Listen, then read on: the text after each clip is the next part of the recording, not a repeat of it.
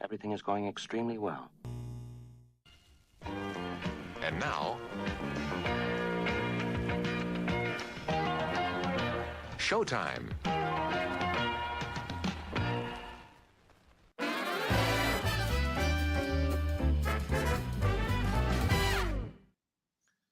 Here we go. Oh, we got to get you up here. Boom. There we go. Boom, boom. You're unmuted. Awesome. Hey, John, good to see you, buddy. You too, man. Thanks for having me on. I am very excited about this and appreciate your time and energy. I think we were just talking about this right before going live. The world is a little bit too much in text with hyperbole and trying to get clicks, and not enough of just real people having real conversations with folks, especially folks that don't necessarily agree, that have different definitions of success, that go about it different ways.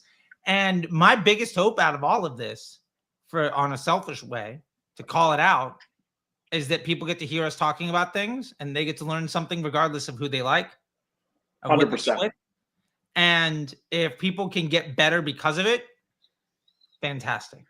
Everything else is a nice to have, but let's humanize all of this stuff and try to get things going.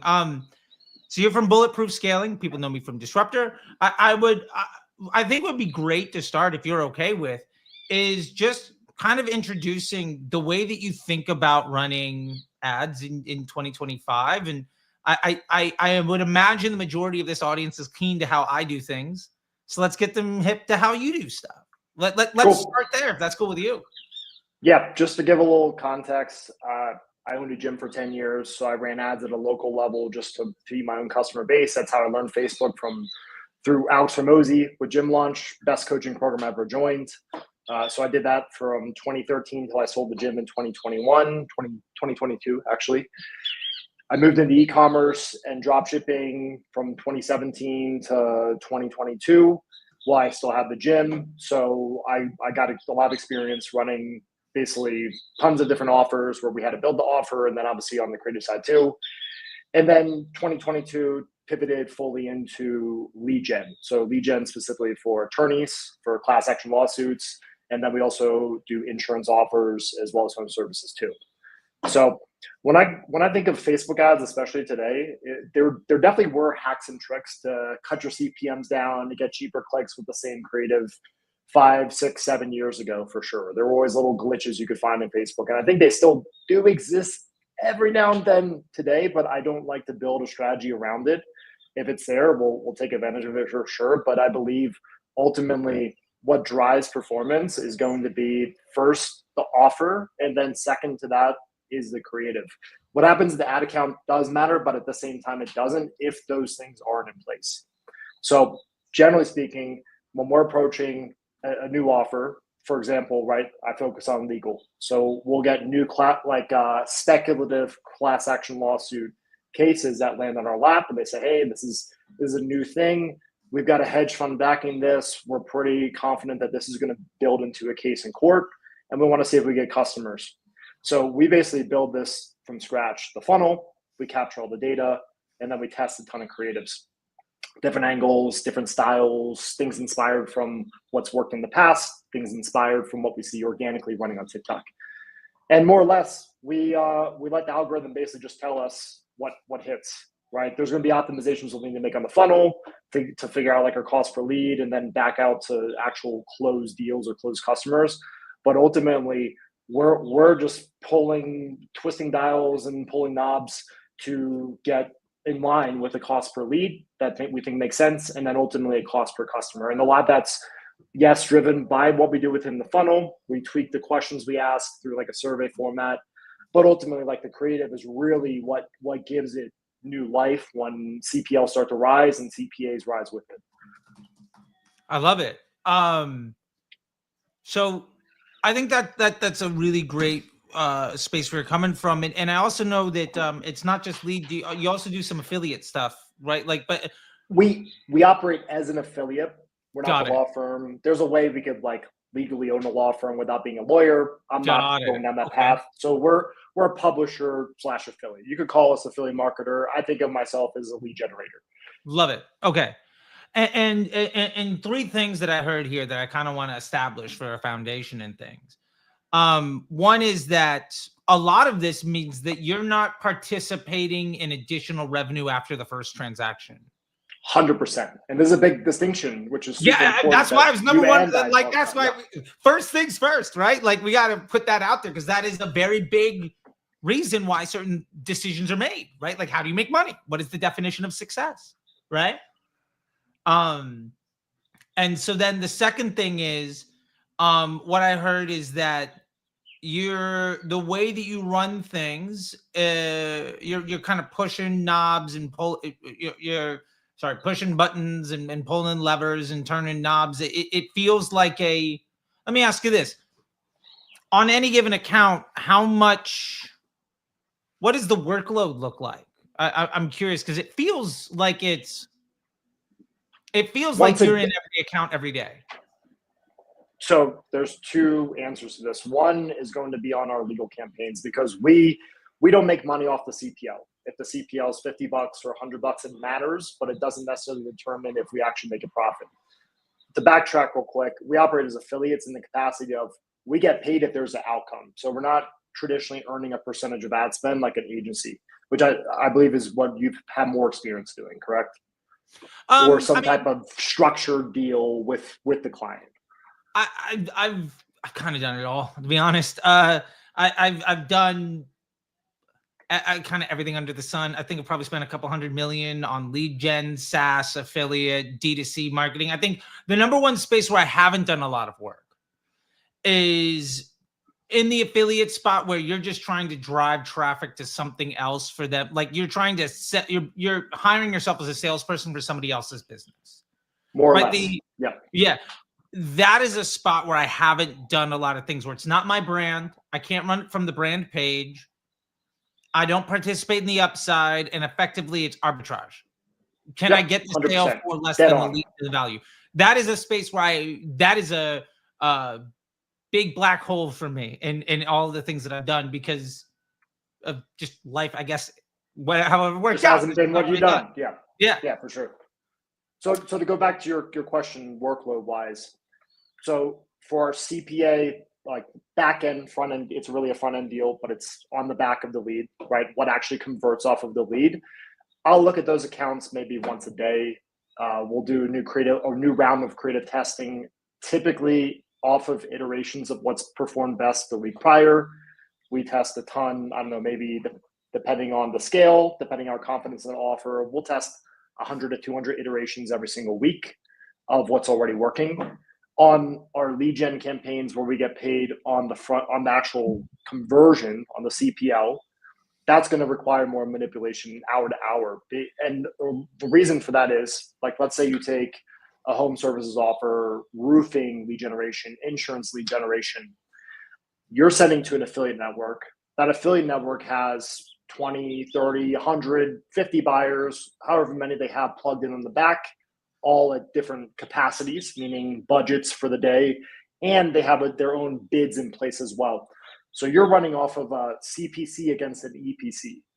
What's it cost you to get the click to the lander? And on average, what's the earnings produced per click based on the conversion rate and the dynamic value of the customer, of the bid on the back of that lead?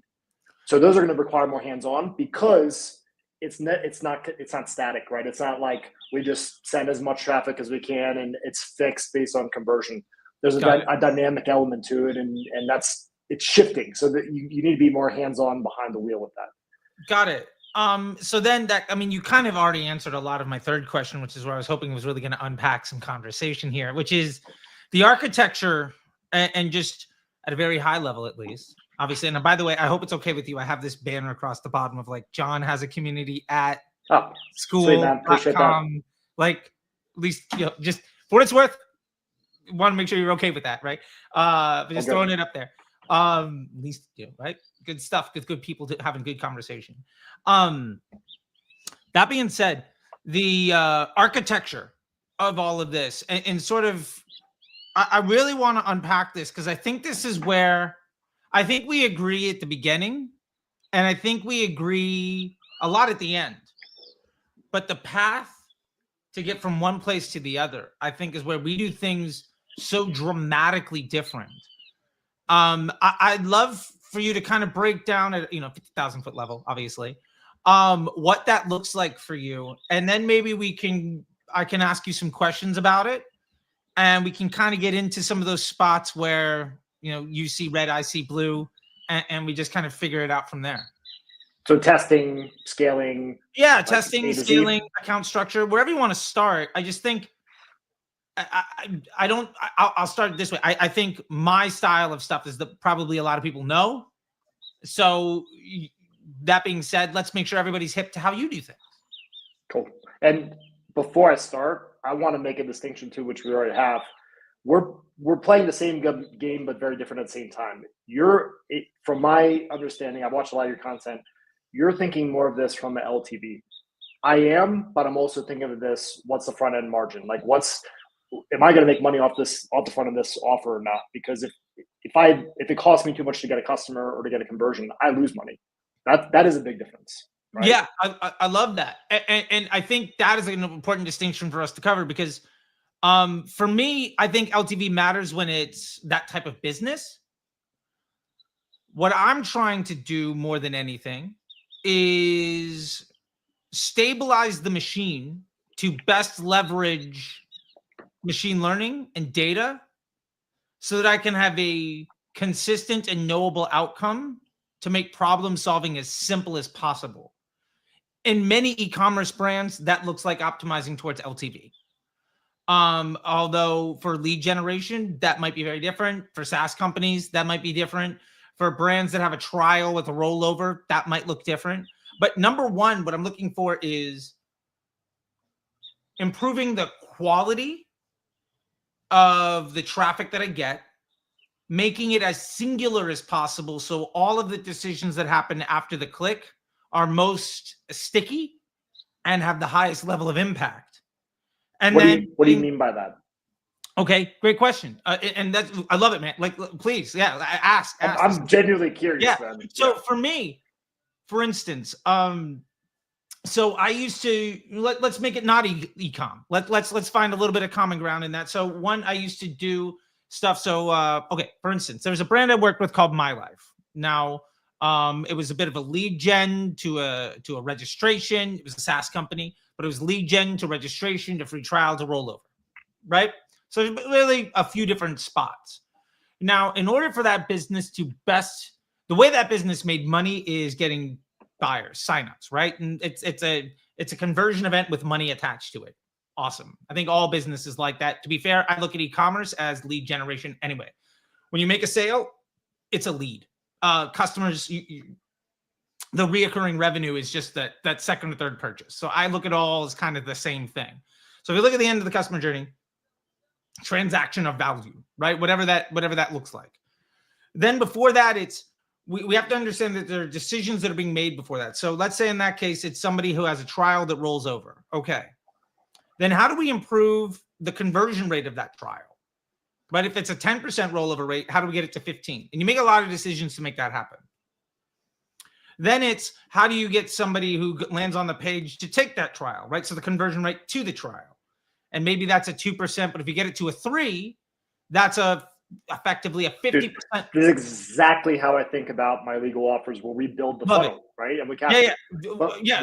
What drives that though? So that's sort of so just to finish this, because I love it. We're on the same page. So if we get a 50% improvement rate on the conversion, that's going to be a 50% of people that when you go down the funnel, every one of those things, or the customer journey, I think of the funnel as the inflection point, and then the customer journey happens afterwards. The customer journey conversion rates are fairly sticky. Obviously, at volume, they might break a little bit, but like if you get 15% of people to do from point C to point D, odds are you increase the volume of those folks, it's more or less going to hold. So the further down that funnel, that bottleneck is the conversion rates are a bit stickier. Does that make sense? Yeah, the hardest part is getting the initial conversion. Absolutely. And like optimizing to that purchase or the form fill. Yeah. Right? So if you've got a trial rollover, then it's a trial taker, then it's landing page conversion to a trial, then it's getting people to take that. So for me, I'm trying to, at the top of the sales funnel, which ends at the trial landing page, basically, and then the person takes that customer journey, I'm trying to stabilize the quality and volume of the people so that they behave most similarly. To be hyperbolic, I don't want to have 10,000 different people that hit that page for 10,000 different reasons, because my ability to keep that 15% or that 3% conversion, whatever those conversion rates are going to drop, the greater the differentiation between that traffic. So what I'm trying to do is get the highest volume of the fewest kinds. Instead of having 10,000 different people, I want like 10 folks, and I'll get 1,000 of each one. Does that make sense? Right. So it's going to back out from your 2 or 3 hot winning angles, right? Which then goes back to the side of the media buying. Yes. And you're creative. And at that point, the way that I run it is, and again, whether it's lead gen or SaaS or whatever, e-commerce, I want, knowing that now we've figured out the highest quality, we figured out the type of attention that we want to buy, because we know how to turn that type of attention into somebody of the most value, and made a lot of decisions after the click to optimize for that kind of person. And then I think the biggest differentiation, you said you're testing 100 ads a week. I don't know if I would test 100 in a month or maybe a year. Why not? If you can, let's say you've got it, you get handed a brand. Sure. That shit's working. I hope I can cuss on this. It's not an issue. Go right? for it. Whatever. Okay. I think after 5 minutes, YouTube is okay, but who cares? I cuss all the time. Hope that shit's working, man. So let me rephrase that. You get handed a funnel. Yeah. Of an offer that's validated. You get a good CPA. Let's say they're getting conversions for 50, and there's margin on that, right? Sure. And they got LTV off the back. If you could do heavy creative testing every single week and drive that down to 30, why wouldn't you? Like, why would you just accept the CPA to sit there and not try to get it as low as humanly possible? Like, I love it. You've heard Russell Brunson say this, and that's probably been repeated by Dan Kennedy and all these direct response guys. Sure. The person that can afford to spend the most to get the customer is always going to win. And that's so true. Yeah. There's ways to do that. You optimize the offer so it's a higher AOV and there's more margin, or you drive down your cost of acquisition. Sure. Right? So I think the ethos of this is where we agree on the goal, but the path to it is very dissimilar. For me, knowing that Facebook's a machine learning algorithm, every ad is a web page on Facebook's website. Facebook is measuring the click-through rate, the bounce rate, the stickiness of each one of those ads, and getting the best estimated action rate of that ad unit to the right person. Like, that's basically ad learning. That's the optimization, and that's they figure out. I mean, you can think of the Facebook newsfeed as basically a bunch of Google search results, but they're media rich. That's effectively the Facebook newsfeed, right? So, or an Instagram newsfeed or whatever, right? All the people in the Meta suite, whatever it is. We're just gonna call it Facebook because that's where I'm coming from. So for me, if I have that problem solved, where what I could do is increase my budget or work on what happens after the click, the last thing that I want to do is destabilize the top of the funnel. Because for me, it's not about, can I get from 50 to a 30? It's, can I get from a 50 to a 45, but double the volume? Because if getting from a 50 to a 30 means I try to get 100 different types of things, the ability for, let's say they're employees. If I hire 100 new employees every week and then fire the ones that aren't good, then it's going to be very hard for me to have a good workforce. And knowing that the way that an ad, the life cycle of an ad is, it gets deployed against low-hanging fruit, right? Facebook kind of tests that initial audience, whether it's 500, 1,000 impressions. Same thing happens with organic and paid. They test it on a small audience. Based on that reception, the ads get dispersed. So it basically learns in your backyard and then kind of goes off in different directions. So it does really good. And then inherently those ads kind of fatigue or whatever. They get worse because they go from being just hitting layups to actually they go off in different directions. Now, they might win in some directions. They might not. If my screen's a quadrant, but it might start here in the middle and it goes here, here, here, and here. It expands out. Let's say 3 of those are negative and 1 is positive. All right. So day 1 to day 3, day 4 is great. And then it goes out day 7, day 10, it sucks. But then it realizes, okay, I'm really good here. And then it just starts to focus on just delivering to that place. Well, immediately when you've eliminated the waste in the distribution, that ad's going to get better. And then that ad begins to stabilize and begins to grow. And the audience that ad makes for itself scales in volume. So I'm getting more and more people from that ad that look more and more similar. That I've already made all the what if your CPA on the front just keeps going up? Like in theory, it should stay the same, but in reality, just like many things Facebook puts in their docs. Sure. Like the world I come from, when Facebook gives you a recommendation to ads manager, or when they put out some type of document that shows like an updated how you should be doing campaigns, more often than not, I find the opposite to be the best path. Okay. Almost always. Not always, but almost always. Okay. So to answer your question, what if that ad gets worse? And I expect that ad to get worse initially, because it immediately goes from the home base to losing a lot of directions and then finding its space. And then I expect that ad to learn and to get more data. And the more data it gets, the more consistent the ad performance will be. Maybe it's good enough, maybe it's not, but it's going to have, the more data it has, the less volatile the performance is going to be. Now, what happens when you launch another 100 ads is, like, say every 7 days you launch 100 ads. When that ad goes out and fails in 3 different directions, then comes back to home base to really kind of leverage it, that home base is now occupied by 100 new ads. So you're forcing that ad to basically, you're manufacturing how does that ad work? Are you suggesting this is like an audience overlap thing, or like why are you saying that when you come back to home base with what was already working best, the new ad is going to create some type of conflict? So if all of your new ads test your new ads are more likely going to be shown to people who are lower in the funnel than older ones. Just like that initial testing audience of any ad, it's going to have that, like, how do people feel about it, right? And so let's say it's 1,000 impressions. Let's say it's 500, whatever it is, right? If you launch 100 ads, that's 50,000, 100,000 impressions every week, where you're occupying the bottom and middle of the funnel with unproven things. Then that's assuming this is like a limited capacity of people to serve ads to. We run like hyper niche offers, man. Like I'll run like a state specific. Did this thing happen to you in the state of Maryland, right? Like hyper niche. Yeah. And sure, our like CPM or cost per conversion is higher. The CPMs are higher.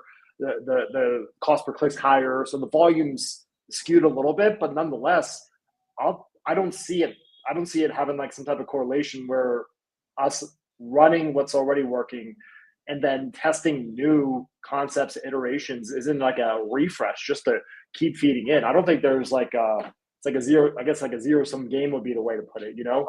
Okay, so let me ask you this. Let's try it this way.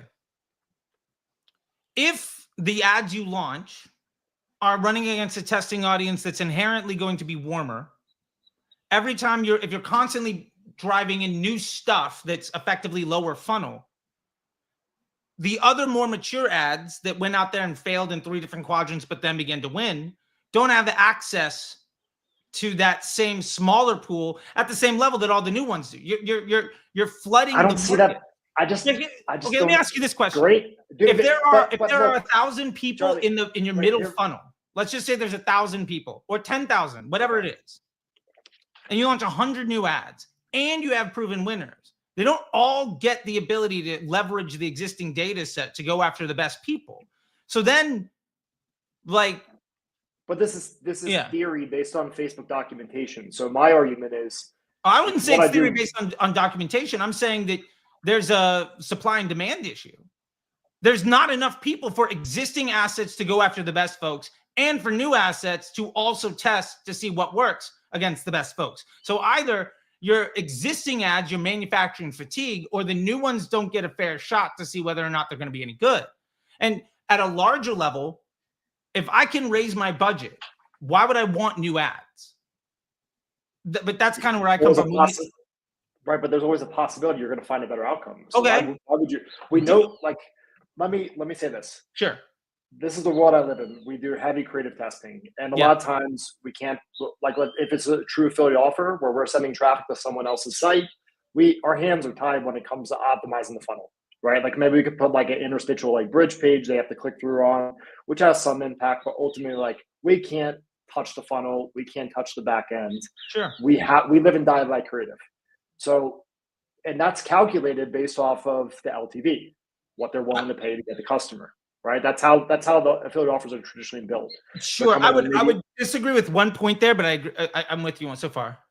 I would say you don't live and die by creative. I think you live and die by data management. But it's not my data. I'm sending traffic. No, but the machine has data. All the ads have data. Sure. So let me put it to you this way. An experienced ad is going to be smarter at who to show the ad to. A new ad is going to be cost me. But is the CPL or CPA going to be what I need it to be to make money? How good do your winning ads have to be to afford all of the losses? And would you rather keep your older? Would you rather manufacture the need to continue to win rather than be good enough to spend more?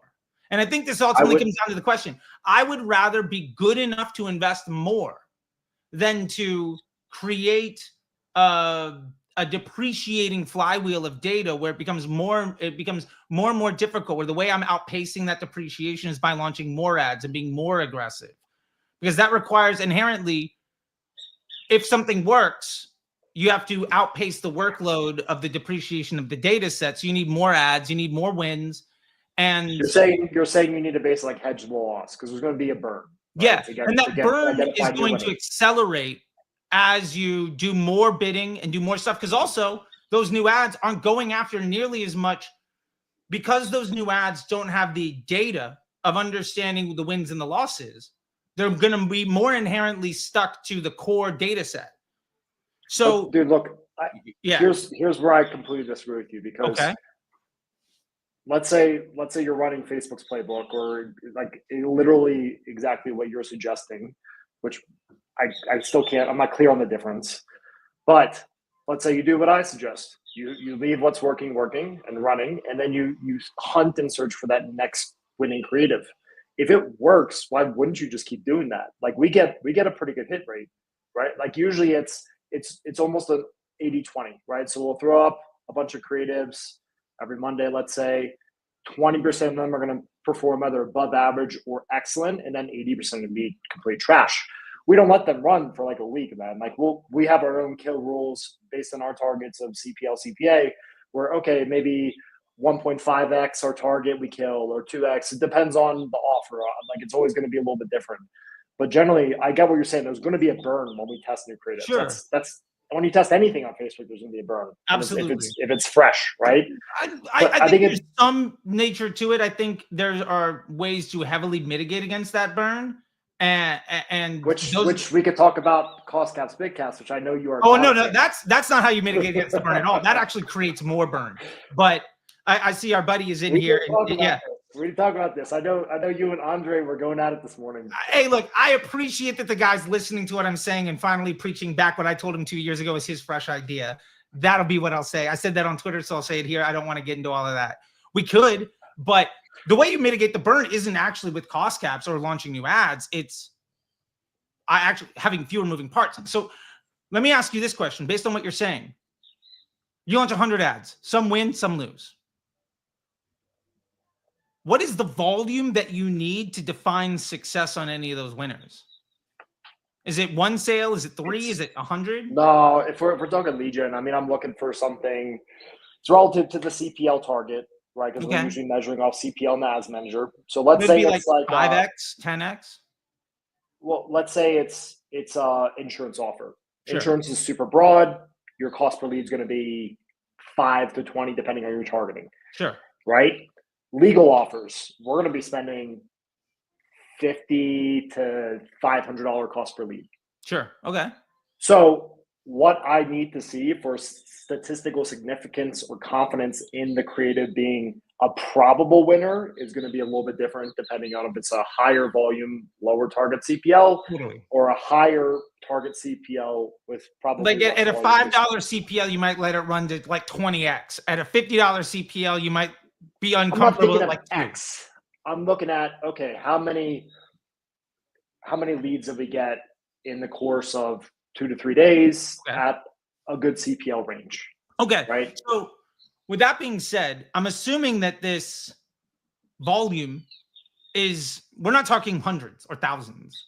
No, it's relative to the CPL target. Okay, So like, totally. for example, I did a test. I'll give you an example. Okay. Specific Let's do example. it. I did a test.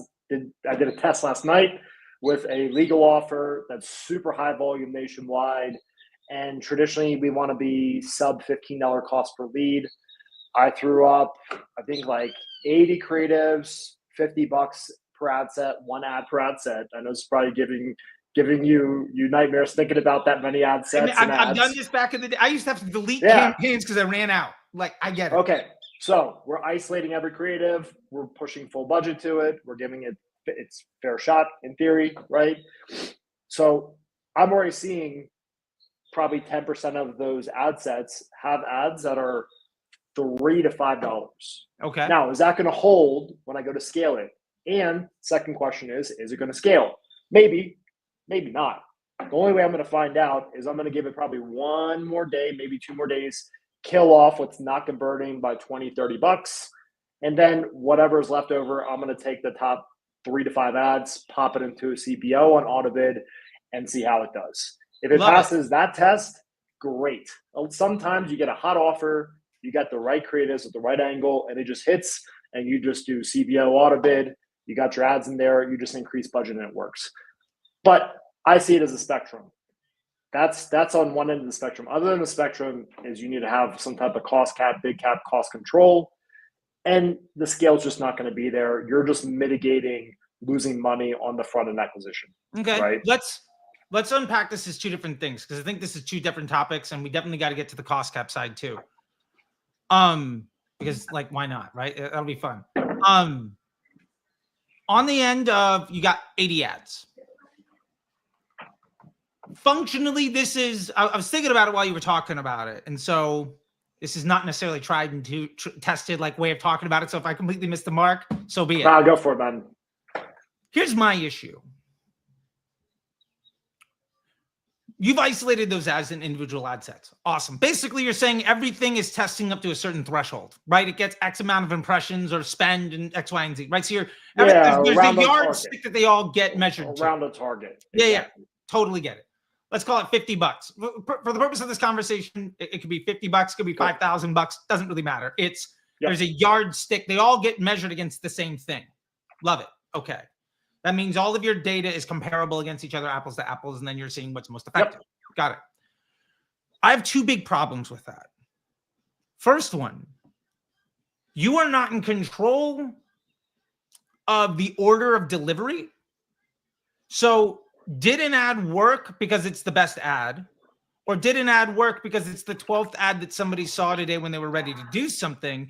And if we understand that there's some level of noise there, do some ads do great at getting attention to help other ads convert? I would say that's absolutely maybe, probably. And so it's totally possible. You're optimizing for what works at the bottom of the funnel and is lucky enough to get some sales early on, but without the context of how those things function when they're a known commodity. I think that's my first big issue. So to put this in a different way, I'm trying to rehash this. I had this analogy in my head, but let's say it's a deck of cards and we're just flipping the cards over until somebody buys, right? That a deck of like 52 cards, that number has like 60 or 80 commas in it. Like the variability in the delivery of an ad to somebody. You can't know that ad is the reason that somebody did a thing, right? Like I agree. Yeah. I agree. But if it works, it works. Okay. That's so here's my point. If you can't know that ad is the reason that somebody did a thing, and you're launching 80 ads at once, and the definition of success is something's got 2 sales, something got 5 or leads or whatever, that volume to success definition is so like it for me, that doesn't overcome the level of noise. Like any ad could get 2 or 3 sales or 2 or 3 leads. So all of those ads are being shown to every single user in completely different ways, and not every ad's being shown to everybody. I would argue that, going back to what you're saying about Facebook's predictive algorithm, which I totally agree with,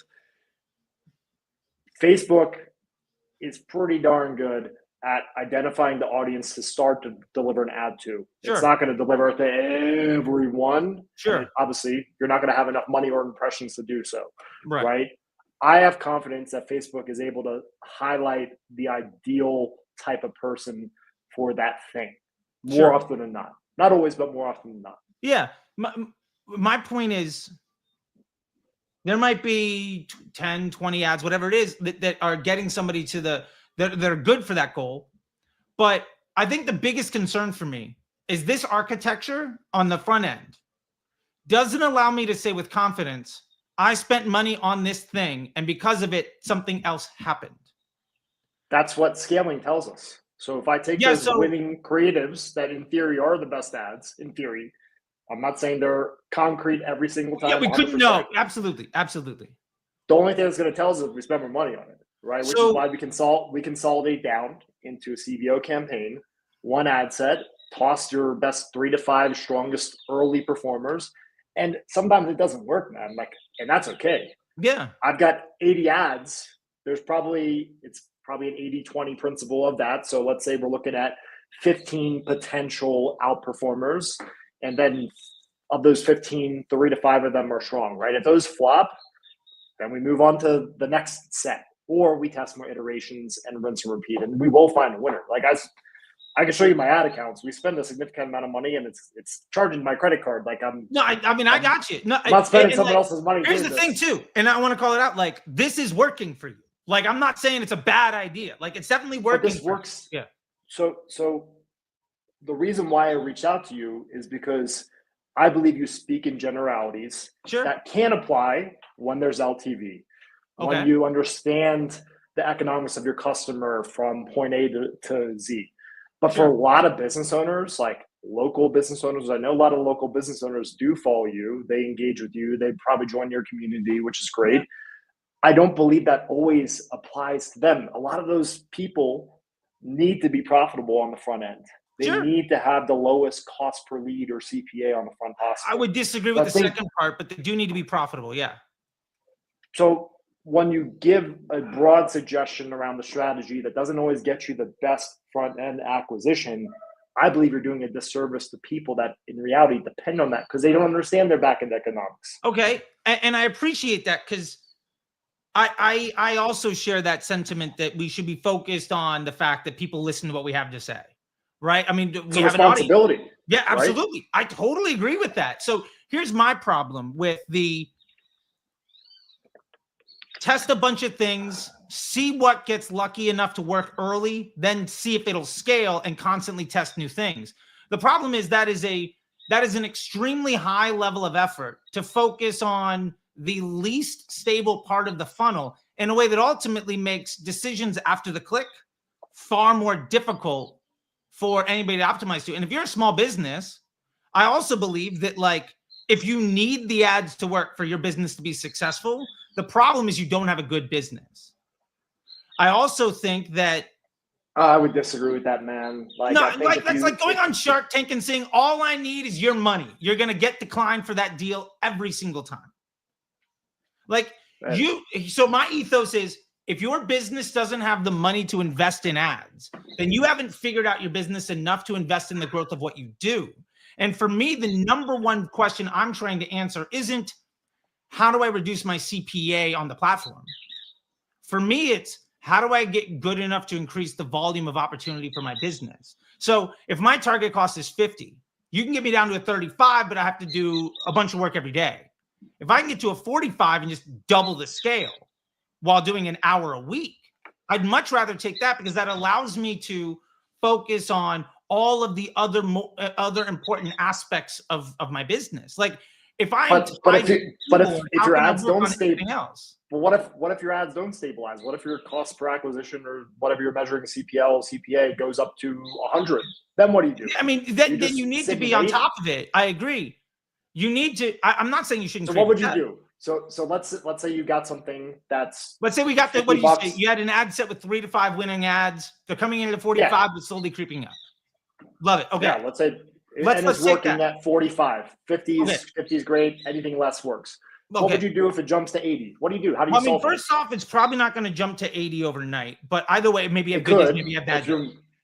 It could, depending on the offer and if you're running on auto. Yeah, so there's a lot. I mean, okay, first off, it's not impossible. It's not impossible. Let's unpack this. I think you asked a good question. So let's say it's at 45 and all of a sudden it jumps. First thing I'm going to do is look at all of those bottlenecks down the customer journey. Did my conversion rate suddenly go from 3% to 1%? Is there something broken in the system, right? Because inherently, if I'm buying the same type of attention over and over and the ads are getting smarter and smarter, getting me that thing, my cost, maybe I have a good day, maybe I have a bad day, but I'm looking at results week over week, month over month. It shouldn't really that you're saying something different now. No, I mean, I'm because dude, if we're looking at the average over a 7-day cycle, 14-day cycle, and you could have an $80 day, which there's no way I think. So first off, let's answer the question. One, I don't look at results on a day-to-day basis. I think there's no way for you to actually understand and manage the machine. Because look, some days your inventory is just better, your ads fit better top of funnel. And if you react to that 3 days later when all of those people would convert, but you cut all of your ads because you're reacting to something that, if you're reacting to data that you can't understand to make decisions for the future while the machine is already just moving, like you're knocking yourself out at the knees way more than anything else. But that to be said, day in, day out, you shouldn't. I think it is an irresponsible expectation to a business owner to say every single day has to be good. I'd rather say every week. No, for sure. It's not good. You're selling to humans. We're advertising to humans, man. They're going to have good and bad days where they're paying more or less attention. Tuesday might suck if I cut my budget, but Friday was when everybody converts. Totally get it. And I used to do day trading every single day. And then I got into a space where I had seasonality midweek and I kind of learned that lesson and it made a big deal. So, the weight loss. Nobody buys weight loss on a Friday, but those impressions on the Friday crush on Sunday morning and Monday. That was just that business. And I learned a lot in that space. Wait, so here's my point. You asked me what I would do. Let's say it's 5 ads. First thing I'm doing, I have something I call a 4PI analysis, and I'm not trying to brand stuff. I'm just saying I built this strategy because that's how I use it. I'm gonna look at the spend, frequency, CPM, and efficiency to understand where those ads fit in the ecosystem. Some ads are going to inherently be top of funnel. Some ads are going to inherently be lower funnel. But if those 3 to 5 ads are consistent and knowable, the machine's also going to, remember how we talked about how the deck gets shuffled?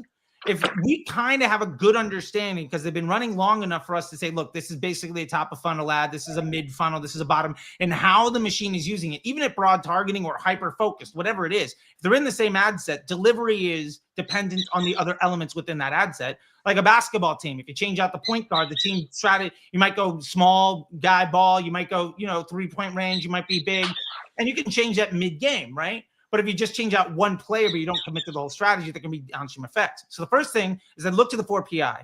Immediately, I'm going to notice if I went from a 45 to an 80, one of those ads systemically changed in behavior.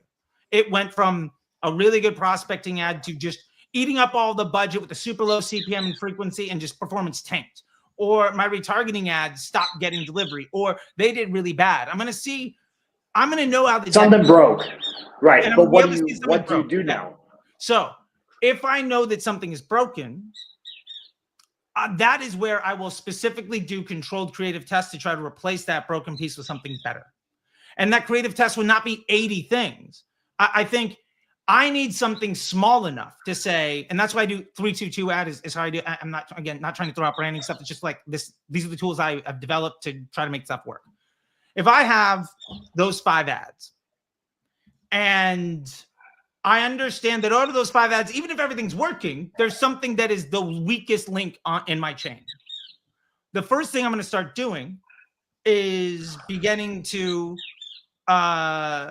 creative test, perhaps 2 3-2-2 ads, and each in their own ad set against that primary ad set within the CBO.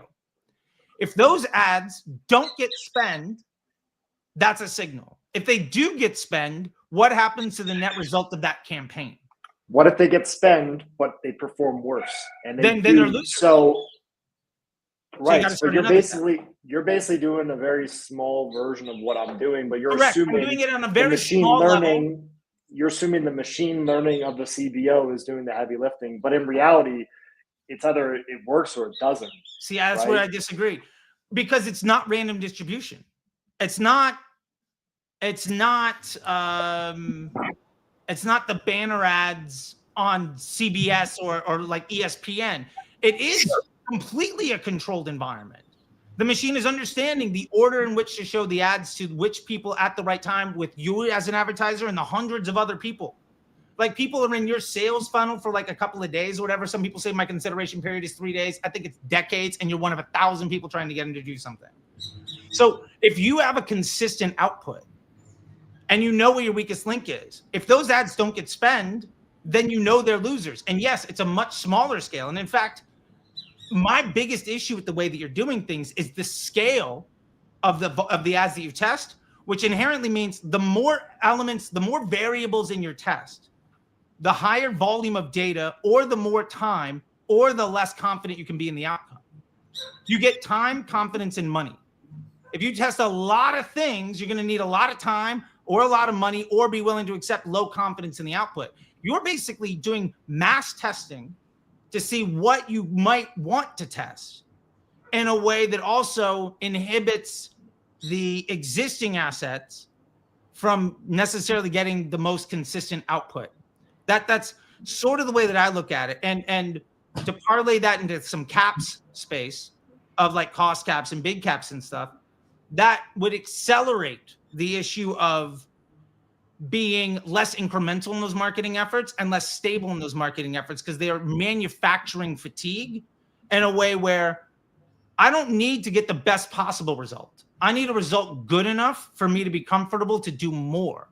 Because if I can do 1% more, 2% more, I'm going to beat somebody that's trying to. If you go from 50 to 35 and you go from $100 a day to 500 a day or whatever it is, you're always going to be playing in that space.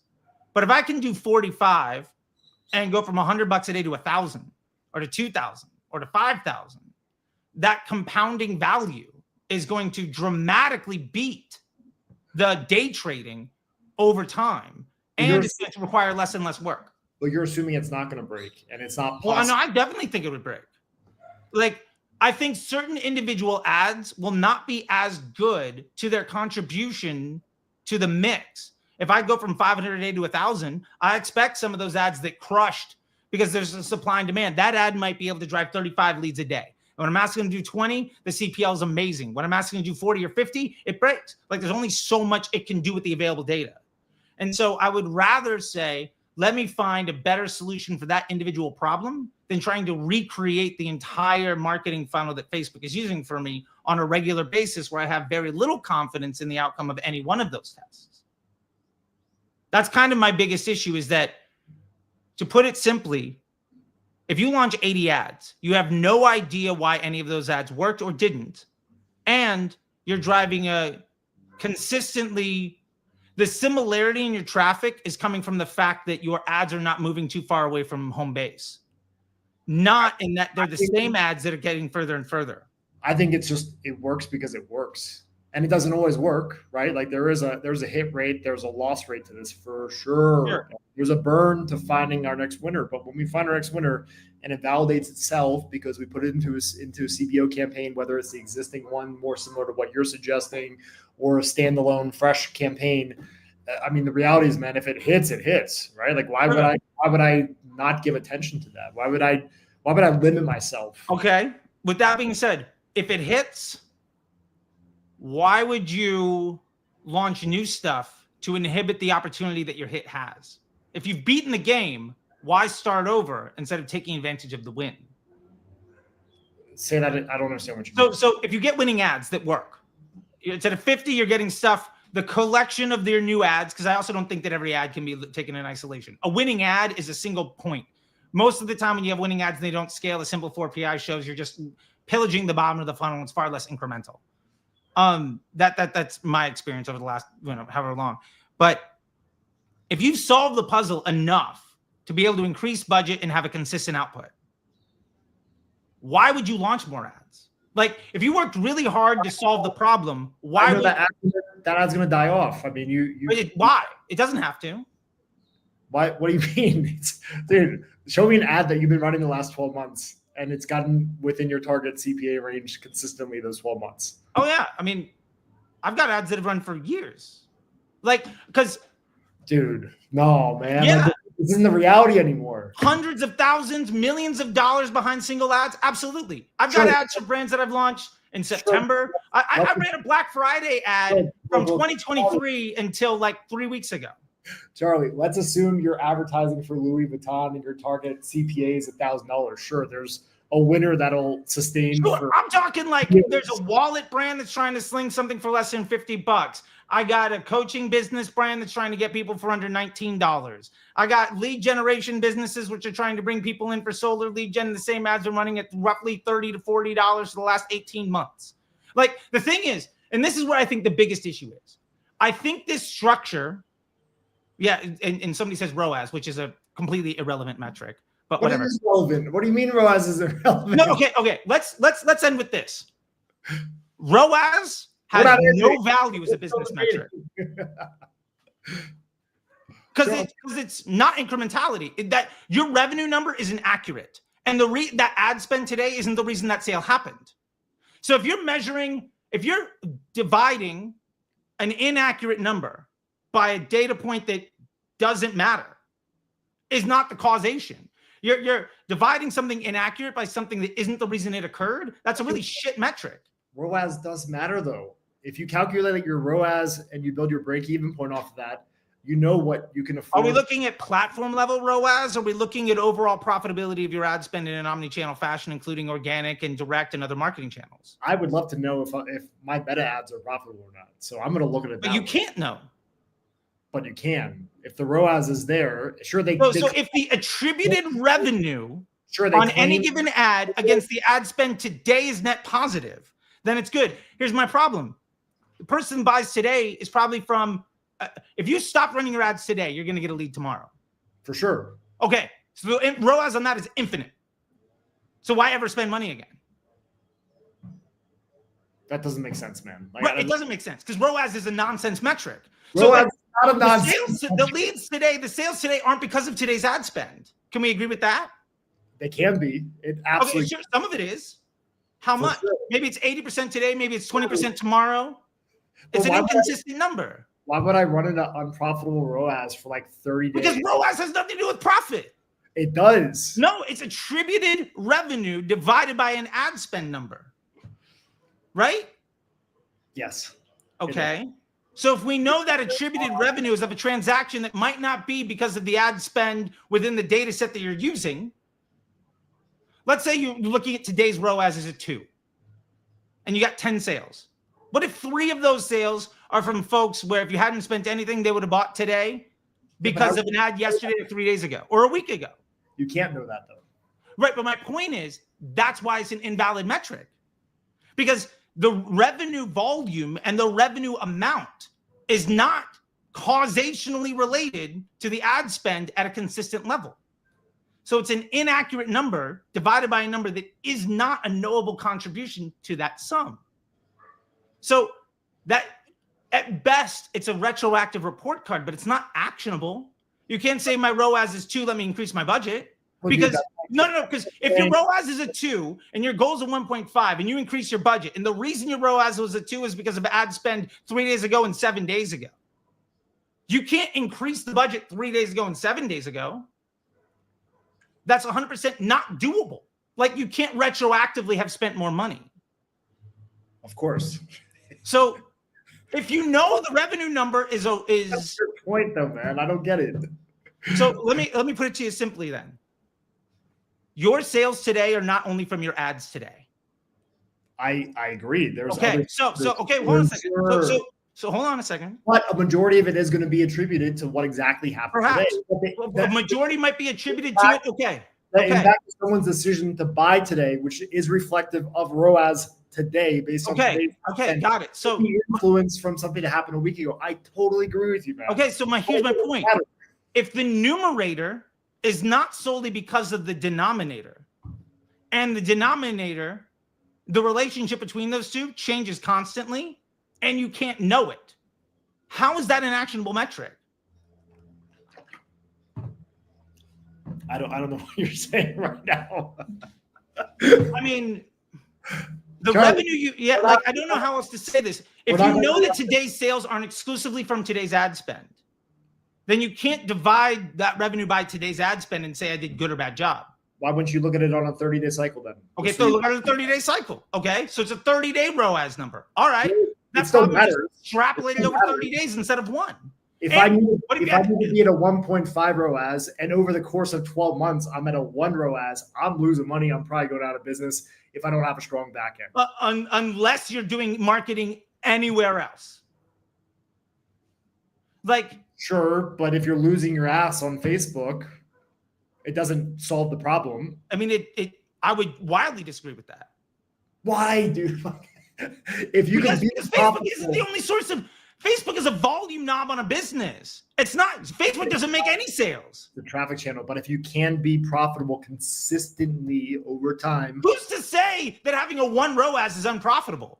Who's to say that 0.8 ROAS is unprofitable? ROAS is relative to the product and the offer itself. Sure. Price point, the ad spend, the CPA, right? Sure. So you can't. But also, it's not ROAS unless you're going to say what we're actually looking at is all revenue in the business divided by all spend in marketing in the business, which is more of an MER number, which is just fancier version of the lie that is ROAS. It still doesn't give you action. And that's the problem with the data. If you're saying retroactively, because of all of the things that happened over the last week, a sale happened today, I'm going to double my ad spend. That deck is going to get shuffled differently tomorrow. And you just introduced 80 new ads, which completely fundamentally changes the way the deck is being shuffled. So you can't recreate that situation. So if ROAS didn't matter at all, why would Facebook give it to you as an option to optimize? Why would a marketing company try to take credit for sales that happen in a space in a way that makes marketers comfortable with using the platform? It's because it's a sales tactic from the concept of ROAS is a digital marketing sales tactic from the late 90s. No, that's why link clicks and traffic campaigns exist. Target ROAS works. For my friends that run heavy e-commerce. Sure, if you're focused on ROAS and not actually focused on revenue, go for it. But ROAS is based off of revenue. Yeah, but it's not the reason the revenue happens. Right. The ads drive that with the offer. The ads collect a pool of the ads buy a certain type of attention that then goes through your entire marketing funnel of more than just Facebook and more than just you. And then they land on your landing page. They get the landing page experience, they get emails, they get search, whatever. They convert through that customer journey. They buy once, they buy multiple times. That lead occurs, they convert, they don't convert. And there are things that are wildly outside of your control. Like the idea that your ad, you can know why this ad is the reason that this thing happened. You already say like that, you can't know that ad is the reason that transaction occurred. So if the collection of your investment on those ads isn't the reason that revenue occurred, and you know that revenue is not inclusive of just today's ad spend. You can measure that. You can measure. I mean, you can measure it, but we also have to know that measurement is nonsense. Why is that nonsense, though? If you're going to optimize based off of LTV correlated to an individual creative, why wouldn't you? I would never offer an individual creative. I do that for legal campaigns. That's the difference. Yeah, that's my problem, is that the individual ads don't exist in isolation. And I think that's ultimately where we go, oh, I'm never going to use high roast. Richard, if you want to get off a high roast, you can let me know. You never need to pay that tax to like do bad business. Your ads don't exist in isolation. Your Facebook ads exist with all the other Facebook ads in your account and all the organic content from your business, all the marketing channels from your business, the word of mouth that occurs because of your business, your landing page, and every competitor you have in the space, plus the world globally. For you to say this ad is the reason that this thing happened, I think is a very disingenuous representation of of the customer journey. You need to correlate to something. You can't just assume we spend money on Facebook and suddenly we make money, right? I agree.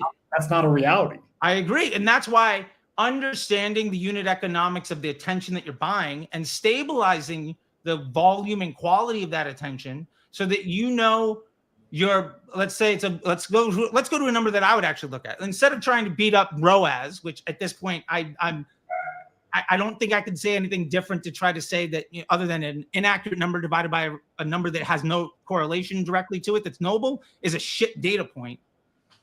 If we look at it instead of saying, what is my overall business cost to acquire revenue and how much is that revenue worth? And if your cost to acquire revenue is less than the value of that revenue, then you're making money. So we're talking about a CPA. again. Sure. But if you want to look at a blended CPA, if we're going to in e-commerce CPL level, let's say it's a blended CPA against overall revenue. That CPA is not because of one ad. It's not because of one marketing platform. It's not even because of one day or 1 week. You exist in this big ecosystem. And what you're really trying to do, or the way that I look at it, let me say this. What I feel like you're pushing is, how do I make the top of the marketing funnel, Facebook, get stranger attention, to go through the funnel to get this thing to happen? If you're adjusting the least stable and most expensive, most highly volatile spot to get some efficiency, are you not robbing the rest of the funnel of the volume of opportunity to make better decisions and increase the volume of transactions that occur? I don't think so. If I get more conversions through the funnel. No, but you're not getting more. You're not necessarily getting more conversions through the funnel. You're getting more efficient according to attribution of how much credit for the conversions you can take. And if that brings your blended CPA low enough for you to be able to increase your budget, then we're ultimately getting back to do you need to get from a 50 to a 35 to increase your budget? If your margin is... And why wouldn't you? Because if I could get 3 times more margin and the number is super... If I could have a number, if I could be profitable and increase my volume consistently on far less work so that I could work on all of the other aspects of the business, I would much rather do that than to try to get hyper efficient on day one. Let me put it to you this way. 100% profit margin on $100 is 1% of 1% profit margin on $1 million. Volume matters. ROAS is a ratio. It's not money. Margins don't pay dollars, right? Like margins don't pay bills. They pay my bills. Would you rather get 10 customers at a $15 profit or 100 customers at a $5 profit? And if the 100 customers at a $5 profit takes you 1 hour a week, and 5 customers or whatever, the larger margin, much smaller volume takes exponentially more work, wouldn't you rather sit in a situation where the volume continues to go up on less and less work because you're leveraging machine learning to do the heavy lifting for you so that you can stabilize? If you can stabilize the kind of people that walk in the door, you can spend the majority of your time focusing on what the store looks like and what you're selling. And I'm just saying a real world store, right? Like if you know who your target customer is and you don't need to constantly change marketing angles and whatnot to get somebody to walk into the front door of your business, then you can spend the rest of the time making what happens after they come into the front door much better. And Sure. Those decisions, go back to the initial part of the conversation, those decisions are far stickier.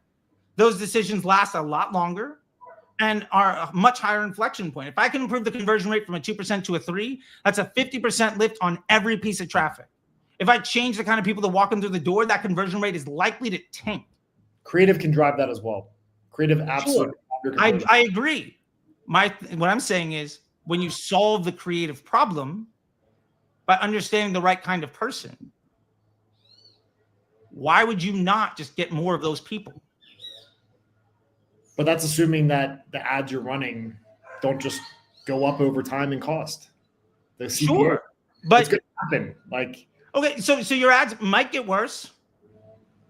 Also, new ads cost. But also, the more data an ad gets, the more stable that outcome is. I'm going to pause you real quick. I've seen this pop up in the chat a few times. Okay, go for it. Let's address the chat, John. I first off, I really appreciate this conversation. And I just want to say thank you so much because this has been fun. And also, hopefully people are just hearing us talk through what we're going for. And I want to say before we get into the chat, I really appreciate that. Let's bring on the people in the chat. If you click on the thing, you can pop them up on the screen and let's highlight those people. I'll let you drive. I like this idea, actually. How do I? If you click on the thing, if you click on their message, by the way, I've got a hard stop in about 15. That's cool. Cool. It's not letting me do anything. I won't let you do it? Do I have to join the chat? No, you should be able to on the comment side over here. Click on something. Or how about this? If you want to let me know who the person is, I'll pop it up. You should be able to just click on their thing where if you put your mouse over it, it says show. Nah, it's not gonna be the option, man. Oh, weird. Okay. I wonder if that's well, we'll figure it out for next time. I'll be able to make sure I give you permissions. I don't know why you can't do it, but you're good. Who would you like me to bring up? I mean, it could be any. I see Sam Peters. He's suggesting we do a challenge, which I think would be interesting. I mean, Okay. you have a very different opinion on this. Sure. The blended ROAS, blended CPA, not blended ROAS, or Sure. if you want to say blended ROAS. I would say blended CPA because that's actual money. ROAS is how much credit for everybody's work can I take? CPA is how much money do we make? He's suggesting we do a challenge, my strategy versus yours. That's interesting. I'll put some money behind it. I think that could be fun. I will say too, we'd have to very clearly understand the unit, like what the definition of success is. And I think we can talk about this offline because I'm not opposed to it. I like the idea. I think if I'm going to read the tea leaves, you'll get out. It's the rabbit in the hare, right? Or it's the tortoise in the hare. I think you can get out to early wins that are less sustainable. So one of those things can continue to grow. We'll decide on what we consider a win. Sure. Yeah. And I think we have to figure that out. But I don't hate the idea of a challenge. I think it'd be fun. Like, why not? I think that's great.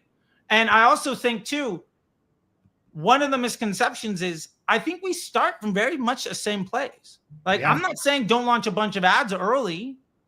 What I'm saying is once you define your best mix where the outcome is knowable and stable, the worst thing you could do is solve a puzzle and then start over when you could just add volume. Because the volume of transactions you get, the volume of opportunities you get after the Facebook click allows your CRO decisions, your email decisions, your Google search decisions to be more and more validated on a higher and higher volume with stickier and stickier outcomes. And that to me, I think is is the biggest difference. I would rather have a small margin on a lot of stuff so I can get better and better and better and always increase versus having to start over all the time to get a consistent margin. And I will also say this. I think it's a lot easier to get, if you're getting 10 sales for $100, to lower your CPA and get 11 sales for $100 than it is to keep that CPA and add like 10% volume. Assuming you want $100 per sale. Sure, whatever it is. Let's say it's a $10 CPA and you get and you got a $10 CPA, you improve it to 9, you're going to get 11 sales for $100 instead of 10. I do think that's easier and stickier. But to go to like 6 or 7 versus doubling the amount of people that you get at 9, I think is a less sustainable, much higher level of effort. Possible. And why wouldn't you if you could? Okay. That's a great question. Let me answer that. Why would I not try to get more efficient if I could just raise volume? The reason, I mean, yeah, we all want top line and bottom line growth. Sure. Why not get more people for less on a consistent basis? And well, because the reality of the situation is that's not how things work. Like you can do one thing well, or you can do multiple things poorly. I would rather have a small margin and be able to consistently grow my business. I want to do that rather than being more efficient for 2 big reasons. Well, 3, because you asked that question. And I think this really comes down to the difference in the ethos. The more data those ads get, the more stable the outcome is going to be. The more I'm going to have a very clear idea of the kind of people coming into my store and what my overall performance is going to look like. It's going to move slower and slower. Instead of like a kayak in a river, it's like a cruise ship out at the ocean. Like I'm going to move slower, but I'm going to have a much better idea of where I'm going to be in 5 minutes, 10 minutes, a month, whatever it is. So that consistency allows me to spend my time and energy doing more impactful things. Like if I improve my conversion rate from 2% to 3%, that's effectively cutting my CPA in half. Or I guess by a third. If I improve my conversion rate from 1 to 2, it's effectively reducing my CPA in half. If I change my ads, that improvement in the conversion rate becomes mitigated because I'm getting different kinds of people. And then if my conversion rate is to a lead, and then there's a conversion rate on those leads, now that's 2 or 3 steps in the funnel. If I have to change my ads and then I have to make different landing page optimizations to get different type of people to come in, all of which have different value, then my ability to close those people also goes down. But if I know how to solve the puzzle and I could just add 1%, 2% a day, 5% a couple times a week, like if I could double my budget every month, why would I get in the way of that to be slightly more efficient today? Because I don't think you could legitimately cut your CPA on a consistent basis with a high level of work of introducing wide volume of variability and uncertainty, while also in a stable, knowable way, improving the downstream metrics of that customer journey, whether it's a lead gen situation or an e-commerce or a SaaS company or anything else. And so for me, the most important thing is what happens at the end of the customer journey. And we started off with that, right? Like the end of the customer journey and then the bottleneck to that thing and the bottleneck to that thing. If I solve that puzzle and I can add more volume to it, the last thing I want to do is change the kind of people that are coming through it. And if instead I have very few moving parts where I know this, I got more spend, and because of it, this changed in my funnel, that's great. And my biggest, and I said the third thing, my biggest concern with launching 80 ads is that I have no idea what my performance is going to be tomorrow or why any performance that happened 2 days from now or today happened. You can say, well, some ads got spent, some ads didn't. And then you play the attribution game. Well, what ad gets credit for the sale? But you also don't know the delivery. And delivery is wildly inconsistent every day, not only amongst 80 ads, because everybody's going to get a different round, but you're also introducing 80 new points of variability on a regular basis. So you're making an unsolvable problem and then focusing on a metric that isn't correlated to those individual assets at play. And ultimately, you're investing money without knowing the ramification of each investment you make. And if you can't measure that performance, improving it is almost impossible. And then you just become basically like the arbitrage game of like, when it's cheap, I'm going to do more, and when it sucks, I'm going to struggle. But you could, instead of trying to dodge bullets, you wouldn't have to. And that's what I try to focus on. I'll put it that way. Right, but that's assuming everything works exactly as it's supposed to. Sure, right? but to be fair, things could break for either one of us. Right, for sure, man. But you can't disregard our approach as not being as sustainable or valuable to scale, and yours is superior in every way, shape, and form. I'm not saying it's superior in every way, shape, and form. I think our definitions of success might be different, but if I'm an operator trying to scale a business, the last thing I want is a million different types of people walking through my door that all came in for a different reason. But if they convert? Yeah, if they convert, if I'm trying to sell 1,000 different things, like I don't want 100 different people to buy different things and behave completely differently. You want, in a perfect world, you have one kind of person that you know how to get them to buy multiple times or convert for the highest value or have a 20% conversion rate on a lead. Very few businesses are at a scale where like you need 100 of those people or even like 30 or 40 of those people. Like I think you can I've regularly helped brands in the get to 8 figures off of like 3 or 4.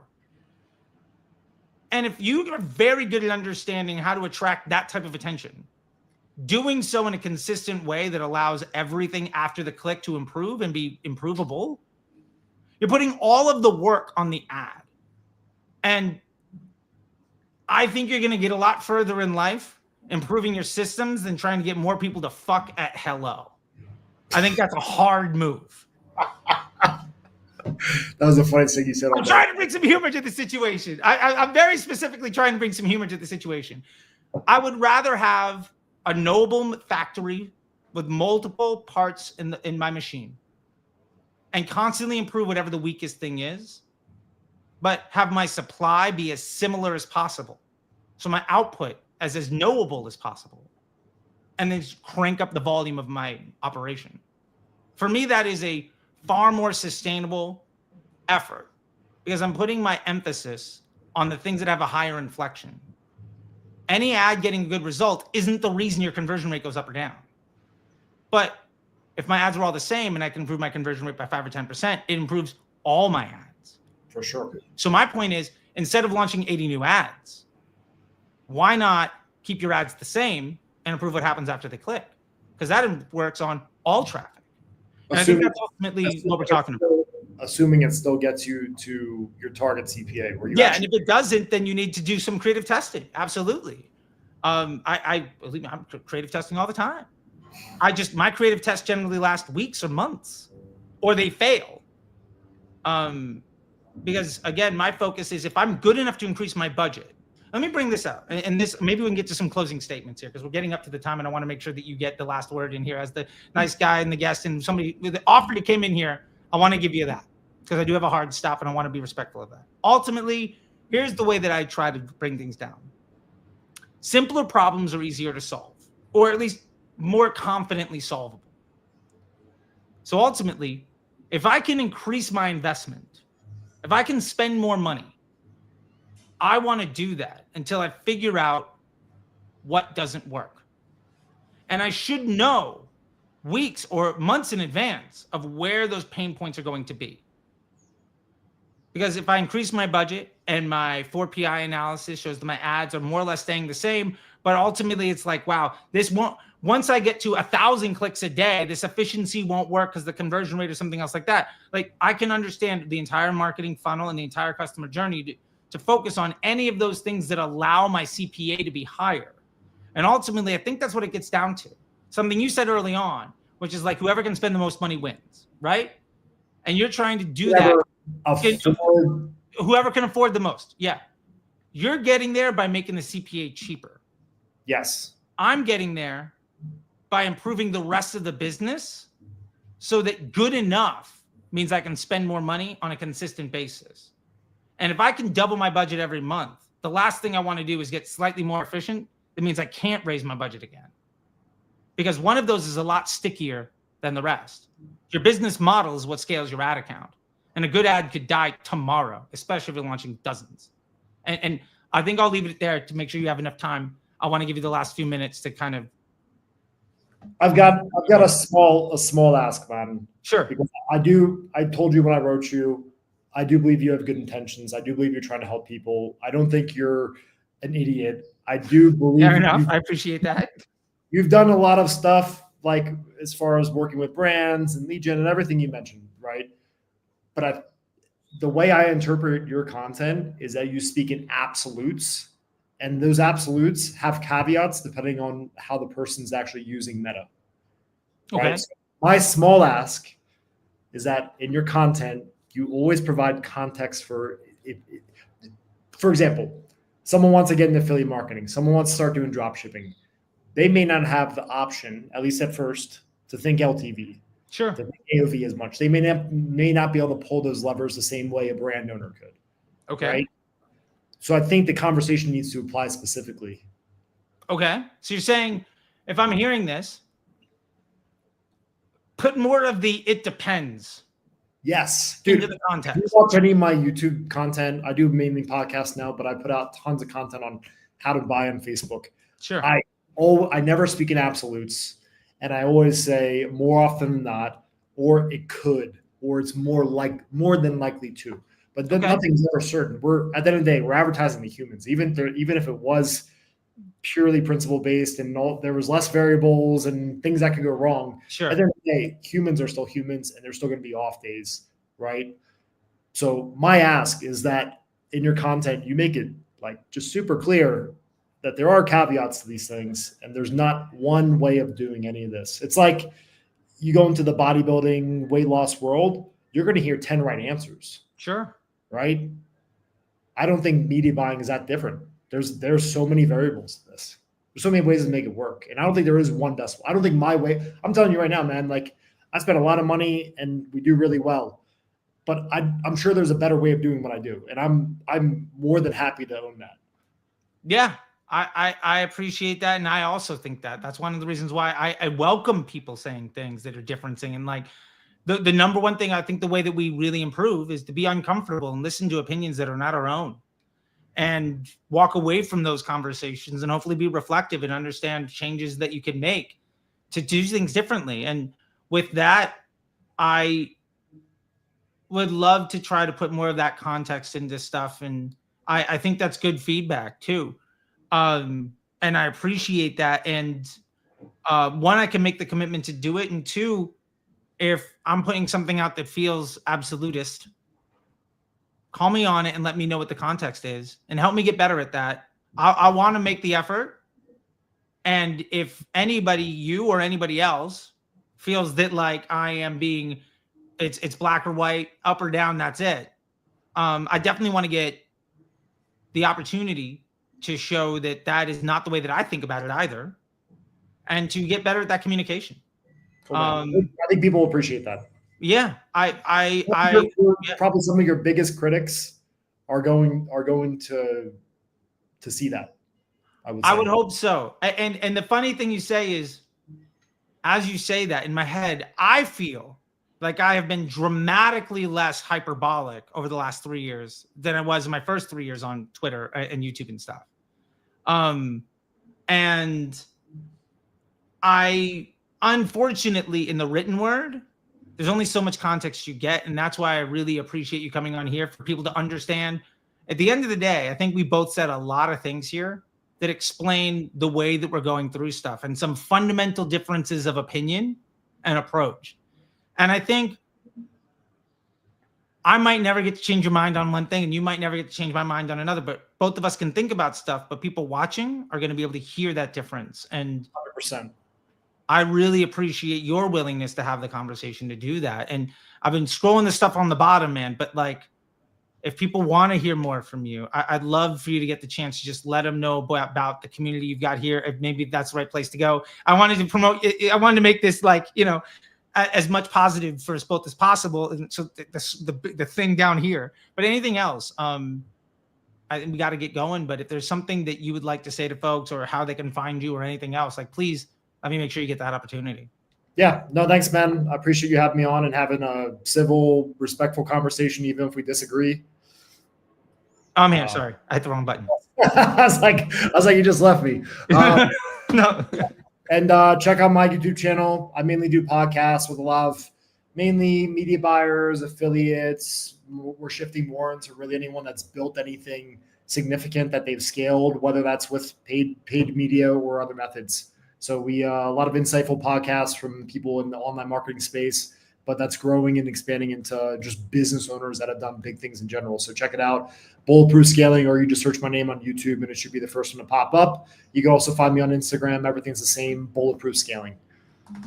Yeah, man, I love it. I'm going to type it in real quick here just so that people can see what happens when you, I guess I got a song by LaRue. Sorry, hold on a second. All right, there we go. Awesome. I'm going to just bring this up here and we'll end on this note. Boom, boom. There we go. That's you. Yeah, man. All right, buddy. I got to go. I got a call with somebody and we got to do it. But again, I really appreciate it. And I hope you had fun. And the folks got something out of this today. Once again, thank you so much. And I guess we'll talk to everybody later. And I'll see you on the internet, man. Cool. Thanks, man. Have a good one. Bye.